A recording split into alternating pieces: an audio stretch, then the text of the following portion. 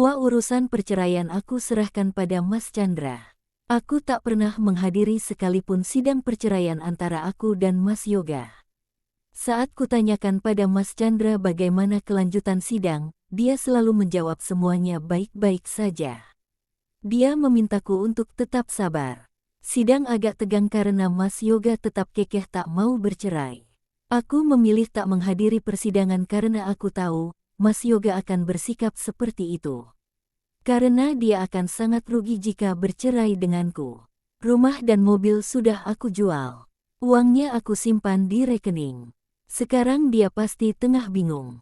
Karena tidak memiliki apapun lagi, yang dia miliki hanyalah perempuan itu saja. Dan aku yakin sekali, sebentar lagi perempuan itu akan meninggalkan Mas Yoga karena tidak ada lagi yang bisa dia harapkan dari Mas Yoga. Aku sedang merencanakan sesuatu untuk perempuan itu dan juga selingkuhannya. Mereka silau akan harta. Setelah mereka tahu aku kaya dan bergelimang harta, aku yakin mereka dengan sendirinya akan mendekatiku. Mungkin sekarang perempuan itu masih beranggapan Mas Yoga akan kembali bersatu denganku. Itu semua tidak akan pernah terjadi. Aku akan bercerai dari Mas Yoga, dan rahasia itu akan sampai ke telingaku dari perempuan itu langsung tanpa paksaan dariku. Saat masa sidang perceraian masih berlangsung, aku sengaja memblokir nomor handphone Mas Yoga. Berulang kali dia mencoba datang ke rumahku, tapi tidak pernah satu kali pun aku biarkan dia masuk. Keputusanku sudah bulat, aku tidak ingin lagi memberikan dia kesempatan. Walau apapun bujuk rayu darinya. Hari ini sidang kedua perceraian kami. Tadi pagi Mas Chandra sudah mengatakan padaku bahwa siang ini sidang mediasi antara aku dan Mas Yoga. Hari sudah menjelang sore, aku segera menghubungi Mas Chandra. Berharap mendapatkan kabar baik. Halo, Mas. Bagaimana sidang tadi? Apa semuanya lancar? Tanyaku penasaran. Kamu tenang saja, Riana. Mas akan mengusahakan yang terbaik. Yoga dan kamu Mas pastikan akan segera bercerai. Kamu tidak usah pikirkan sidang ini, tenangkan saja pikiranmu, ya. Jawab Mas Chandra. Baiklah, Mas. Semoga semuanya lancar ya, Mas. Iya, berdoa saja, balas Mas Chandra menenangkanku. Aku menutup panggilan telepon dengan Mas Chandra. Lalu turun ke lantai 1. Menuju ruang televisi. Bik, ambilin aku cemilan dong. Ucapku sambil berlalu menuju ruang televisi. Baik, Non, balas Bik Inah sambil berlalu ke dapur. Aku duduk dengan nyaman sambil makan cemilan di depan televisi. Sekarang aku tak ingin memikirkan apapun lagi. Waktunya untuk menyenangkan badan dan pikiran. Aku menoleh ke ruang tamu, seperti ada seseorang yang membuka pintu. Ternyata Pak Budi. Dia berjalan mendekatiku. Ada apa, Pak? Tanyaku heran. Di luar ada seorang perempuan yang ingin menemui, Non. Ucap Pak Budi. Aku mengeritkan kening, siapa yang datang? Tidak mungkin Amira. Baru tadi siang kami berbalas pesan dan dia tidak mengatakan akan datang mengunjungiku. Siapa, Pak? Tanyaku sambil meletakkan cemilan di atas meja.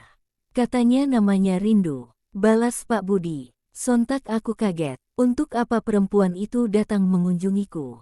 Baik, Pak. Suruh dia masuk. Balasku sambil berjalan menuju ruang tamu.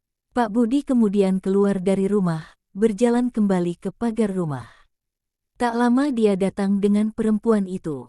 Aku menatapnya tajam, berani sekali dia datang padaku seorang diri.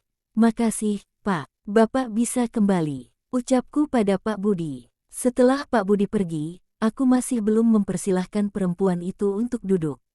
Dia kelihatannya tenang, dia menatap sekeliling rumahku. Entah apa yang dia pikirkan. Untuk apa kamu datang ke sini? Aku tidak mengharapkan kamu datang ke sini.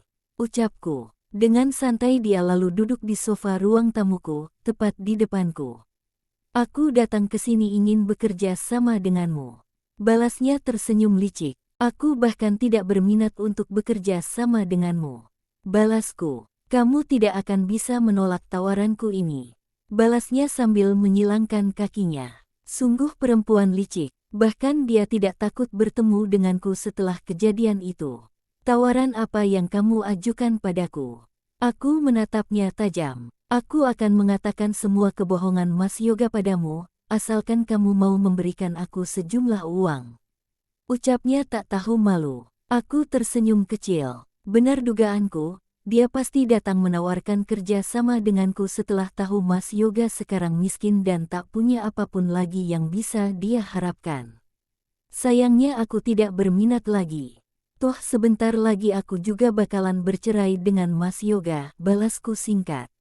Padahal sebenarnya aku masih sangat penasaran. Jika kamu tahu semua rahasia Mas Yoga, aku yakin bukan hanya perceraian yang kamu inginkan darinya. Bahkan menjebloskan Mas Yoga ke penjara yang akan menjadi tujuanmu. Ucapnya berusaha mengomporiku. Kenapa kamu bisa seyakin itu? Apa kamu pikir aku akan dengan mudahnya percaya dengan ucapanmu? Tanyaku sedikit heran. Baik, lihat ini. Ucapnya sambil merogoh sesuatu dari dalam tasnya. Ini diari Mas Yoga yang dia tulis sekitar 10 tahun yang lalu. Membaca isi diari ini akan membuatmu merasa sangat sakit hati. Ucapnya, dari mana aku bisa yakin jika diari itu adalah miliknya Mas Yoga?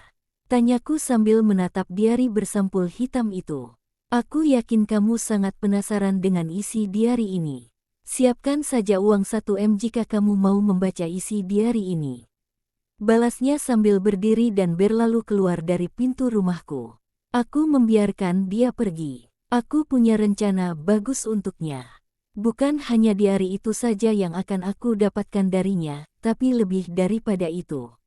Aku segera menelpon Mas Chandra. Mas, aku ingin kamu carikan aku tukang pukul, atau preman sekitar 5 orang. Ucapku pada Mas Chandra. Apa? Untuk apa mereka bagimu, Riana? Apa Yoga kembali menerormu ke rumah? Tanyanya khawatir. Bukan, Mas Yoga. Tapi untuk istri kedua Mas Yoga. Balasku singkat. Mau kamu apakan dia? Jangan bertindak bodoh, Riana. Kamu bisa berurusan dengan polisi jika terjadi sesuatu pada perempuan itu. Balas Mas Chandra terdengar khawatir. Aku lalu berusaha menenangkan Mas Chandra. Aku mengatakan semua rencanaku padanya. Aku ingin membalaskan semua rasa sakit hatiku pada perempuan itu. Aku ingin membuatnya jera, dan tak berani lagi menampakkan batang hidungnya di hadapanku lagi.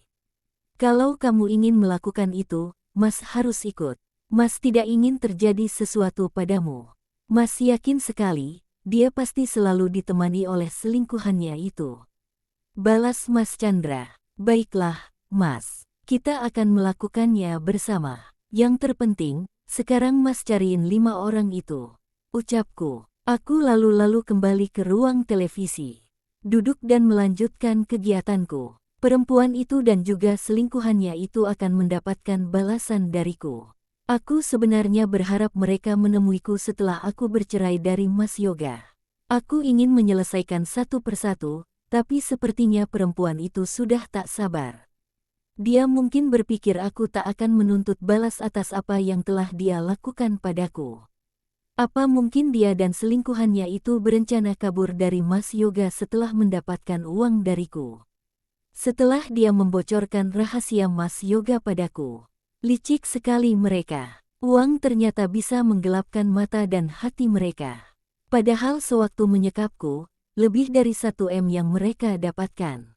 Uang tabunganku lebih dari 500 juta, belum lagi kartu kreditku yang mereka belanjakan sesuka hati ditambah uang 500 juta tebusan dari Mas Yoga. Aku sangat geram dengan tindakan mereka, tapi aku berusaha menahan diri. Aku ingin mereka membayar mahal atas apa yang telah mereka lakukan padaku.